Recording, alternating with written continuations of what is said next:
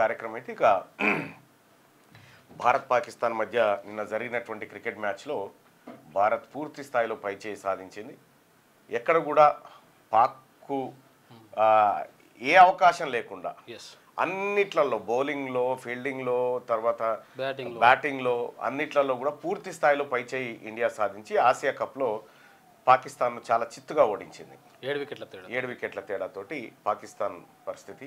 ఇక నిన్న పాకిస్తాన్ క్రికెటర్లు అంటే మ్యాచ్ అయిపోయిన తర్వాత సహజంగా ఇరు జట్ల క్రీడాకారులు షేక్ హ్యాండ్ ఇచ్చుకుంటారు, కానీ అలాంటిది ఏం లేకుండా ఎక్కడోళ్ళు అక్కడ వెళ్ళిపోయినారు.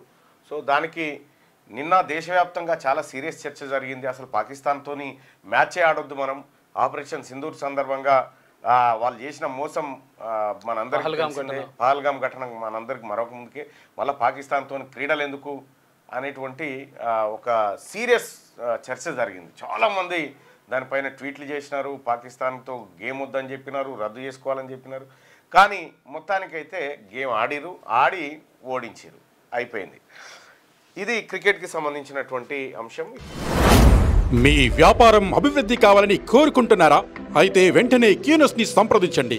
Schools, colleges, banks, shops, office promotions, land promotions, political promotions, restaurant promotions, hospital promotions, పుట్టినరోజు వేడుకలు, శుభకార్యాలు, వ్యాపారాలు ఏవైనా, సందర్భం ఏదైనా ఇప్పుడే కీనోస్ ద్వారా తెలియజేయండి. మీ వ్యాపారాన్ని అభివృద్ధి చేసుకోండి.